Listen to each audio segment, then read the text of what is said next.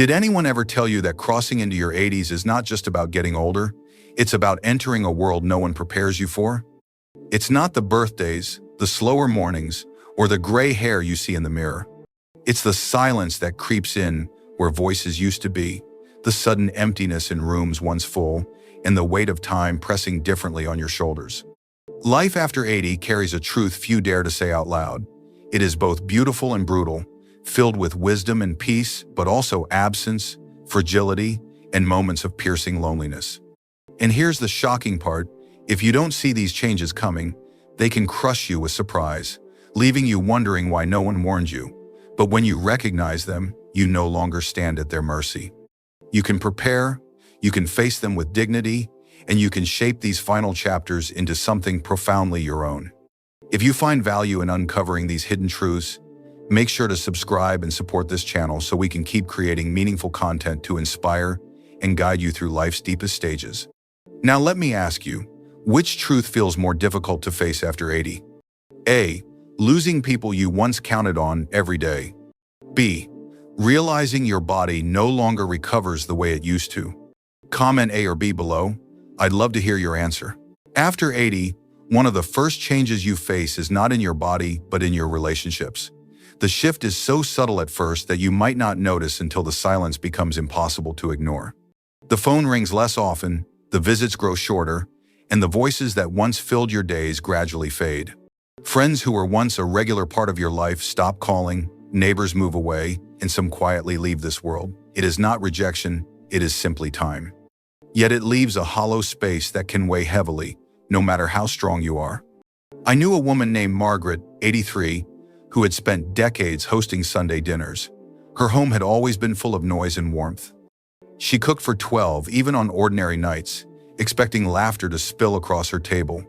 But as the years passed, those chairs grew empty. Children moved away, grandchildren became busy, and many of her old friends were gone. One evening, she admitted, "I still cook for a crowd, but most nights I eat alone." That simple sentence captured a truth few speak about.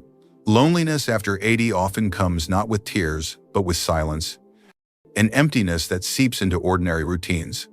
In your 60s or 70s, most of your peers are still around. There are gatherings, reunions, lively check-ins. But after 80, the landscape changes. You begin to outlive people. You carry stories no one else remembers, and your circle of those who truly know you grows smaller each year. It's not just the grand losses that hurt, it's the small ones. A dinner table that feels too big. A morning coffee without the familiar voice on the line. A walk where the quiet feels heavier than the steps. But knowing this truth gives you power, because once you accept that connection no longer arrives effortlessly, you understand that it must be created with intention.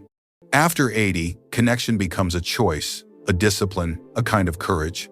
That courage may look like joining a church group or a community class. It may mean picking up the phone yourself, reaching out even when pride tells you to wait. It could even be as simple as writing letters, placing pieces of your heart into the hands of someone far away.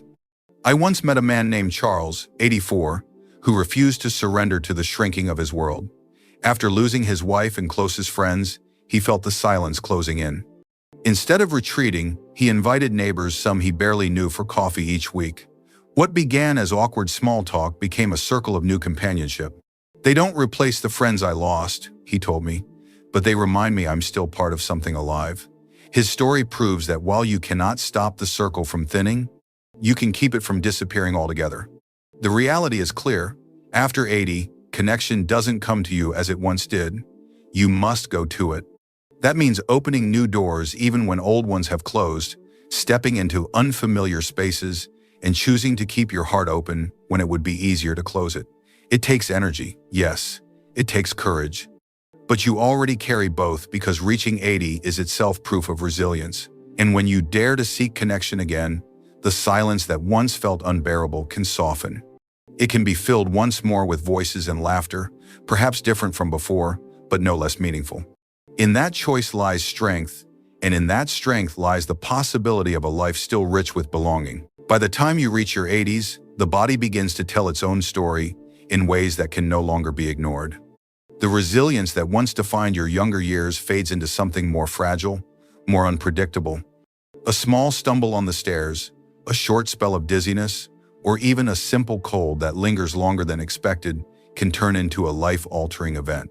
Where once rest and a good night's sleep were enough to restore balance, now the body recovers slowly, sometimes incompletely, leaving behind new limitations that you never agreed to. What makes this stage difficult is not only the physical pain, but the suddenness of change, the feeling that your body is moving in directions you did not choose. Take Harold, for example, an 82-year-old who had prided himself on tending his own garden. He had worked the soil for decades, lifting, pruning, and planting with ease. One summer afternoon, a brief moment of dehydration left him with heat stroke. Though he survived, his stamina never returned in full. He confessed, "I thought it was just a bad week, but it changed me. I don't trust my body the way I used to." His words reveal a deeper truth. It is not only the body that falters, but also the confidence that carried you through life's routines. When recovery stretches into weeks or months, uncertainty begins to settle in, whispering doubts into every decision. Should I climb these steps? Should I take that walk? Should I go out alone? This shift is one of the most startling parts of life after 80. You can live carefully, eat well, stay active, and yet find that the body no longer obeys the old rules. A fall that once required a few days of rest may now demand weeks of physical therapy. An infection that might have been shrugged off in middle age can suddenly require hospital visits. Even when recovery comes, it is often incomplete. Strength does not fully return. Balance feels off, and energy seems harder to summon. It is as though the body has quietly rewritten its contract with you, and now you must learn to live within its new terms. But here lies the paradox. In acknowledging the body's fragility, you begin to discover a different kind of strength. You learn to listen more closely, to respect what it has carried you through, and to pace yourself with intention. No longer is health something to take for granted. It becomes a sacred practice requiring attention each day. Choosing when to rest, when to move, when to seek help, these decisions are no longer casual but deliberate acts of care. In this way, the slowing of the body offers something unexpected, a chance to live with greater awareness, to treat even ordinary movements as expressions of resilience. Gloria, 81, once vibrant and fiercely independent, learned this lesson through a minor fall. While trimming roses, she slipped and bruised her hip. The injury itself was small, but the aftermath was profound. Weeks of limited mobility stretched into months of lost strength. "I thought I was just pausing," she said softly, "but my body treated it as if I had stopped completely." Her story is a reminder that in these years, rest is not always restorative. In the same way, it can turn into decline if left unchecked. Yet Gloria found her way back, not by chasing the energy she once had, but by respecting the energy she still carried. With smaller steps, lighter routines, and a willingness to adapt, she regained her sense of agency. This is the deeper truth of aging. You are no longer bouncing back, you are adapting forward. And while that reality may feel harsh, it can also be empowering. Because within the limits of a slower body lies the wisdom to live with more intention, to walk more carefully, but also more gratefully, to rest not in defeat but in reverence. Even as the body shifts, the spirit can remain strong, steady, and deeply alive. As the body slows and becomes less predictable, another reality of life after 80 begins to take shape: the growing need for help and the painful sense of being overlooked. For much of life, you may have been the strong one, the provider, the one who others leaned on. But in these later years, the balance shifts. Climbing a step stool feels risky, carrying groceries is heavier than it once was, and driving at night invites hesitation. The mind may say you can still do it all, yet the body quietly disagrees. This change stirs something deeper than physical strain. It touches pride. To admit you need help feels like losing independence. Some respond by hiding their struggles, skipping errands rather than asking for a ride, or insisting on doing tasks alone, even when danger lingers. But the truth is that real independence now depends on knowing when to accept support. Help does not erase dignity, it protects it. Eugene, at 85, knew this battle well. He had lived through war, raised children, and built with his own hands. But after slipping on an icy driveway, his confidence cracked. At first, he told no one, ashamed to appear weak. His daughter noticed anyway, bringing groceries and staying for coffee. Eugene resisted, but over time those visits became a gift. "It's nice," he admitted, "not carrying everything alone." His words reveal a quiet wisdom. Leaning on others can extend freedom rather than diminish it. Help also comes in practical forms. A rail by the stairs, a shower bar, a reminder on the fridge. These small supports are not signs of defeat, but acts of resilience. They are ways of adapting so life remains rich, safe, and within your control. Yet the challenge of this stage is not only physical, it is social. With age, many begin to feel invisible. The cashier looks past you to the next customer. The doctor addresses your adult child instead of you. Strangers assume you cannot understand or decide. These moments are rarely cruel, but they cut deeply. They suggest your presence has faded, when inside you still carry decades of memory, knowledge, and strength. Irene, 86, felt this while volunteering at a museum. A visitor asked about a decade she had lived through, but the staff answered for her. She smiled politely, yet later confessed, "I feel like furniture here," but unnoticed. Her story echoes a truth many elders live with. A society obsessed with speed, and youth often forgets the value of those who have endured longest.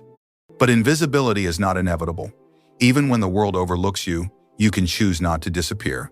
You can share your perspective, cast your vote, tell your stories, offer your presence. You can remind others and yourself that you still matter. Each time you speak, even softly, you claim your dignity. This stage teaches a profound lesson. Strength is not about refusing help or fading into silence. It is about choosing wisely, accepting support that keeps you safe, and asserting presence that keeps you alive in the eyes of others. Together, these choices form a new kind of independence, one built not on pride, but on wisdom. And with that wisdom, you walk forward not as someone fading away, but as someone still fully here. As life slows in your 80s, a new kind of quiet begins to settle in, not just in your home, but within yourself. The calendar empties, routines stretch out, and with the stillness comes more time to think, to remember, and to measure the distance between what was and what remains. Reflection at this stage can be a gift, yet it can also be a weight. Regret creeps in softly, not with loud voices, but with whispers. "I wish I had called them more often. I wish I had taken that trip. I wish I had said what I truly felt." The body no longer has the same freedom to chase those postponed dreams, and so the mind is left to wrestle with what never happened. This can be the heaviest truth of all, because it is not about others, not about society, but about facing yourself. Stanley, a retired teacher of 40 years, felt this shift deeply. At 88, he often sat by his window, watching the street where children walked home from school. He used to guide young minds, shaping their futures with lessons and encouragement. After retirement, the days stretched long. One evening, he said quietly, "No one needs me anymore." Those words carried the sorrow of a man who defined his worth through service, but had not yet found another way to give. And yet, even in his sadness lay an opportunity, a chance to discover that purpose does not end with retirement or age. It only changes shape. This is the essential truth of later life. Purpose does not retire, it evolves. Maybe you no longer build houses, but you build confidence in your great-grandchildren with stories of perseverance. Maybe you no longer lead meetings, but you guide others through your presence when grief strikes. Maybe you no longer solve large problems, but you heal loneliness with a smile to a neighbor or a listening ear to a friend. These contributions may seem small, but in reality they are profound. They remind you that even now, you matter. You are still capable of giving light in ways uniquely your own. The danger of regret is not in making mistakes we all have, but in allowing those regrets to harden into bitterness. When you carry them too long without transforming them, they weigh you down. But when you use them as teachers, they can become pathways to wisdom. The missed opportunities of the past can inspire you to seize what is still possible now. The phone call to someone you love, the letter you never wrote, the forgiveness you have been holding back. These are not grand gestures, but they are powerful ones, because they carry presence. Gloria, a woman I once met in her late 80s, learned this lesson when she joined a small community reading group. For years, she believed her chance to make new friends had passed. She felt invisible, consumed by regrets of not traveling more when she could. But as she began sharing stories and listening to others, she realized she was still capable of forming bonds, still able to bring warmth into a room. "I thought my story was closing," she said, "but I was just starting a new chapter." Her words remind us that purpose is not measured by productivity, but by presence. When you redefine purpose in this way, the ache of regret begins to loosen. You understand that the most important work of this chapter may not be for recognition or applause, but for meaning. It may be waking each morning with enough kindness in your heart to soften someone's burden, enough curiosity to keep learning, and enough courage to ask yourself, how can I bring a little light today? That question alone can turn regret into redemption. Reaching your 80s is not the end of usefulness, but the deepening of it. You hold wisdom that cannot be bought, patience that cannot be taught, and stories that no one else can tell. And if you choose to share those gifts, you discover that life after 80 is not a closing act. It is a chance to live with clarity, grace, and dignity. Regret may knock at your door, but you do not have to let it in. You can choose instead to open the door to purpose, and in doing so, transform the quiet of these years into something luminous.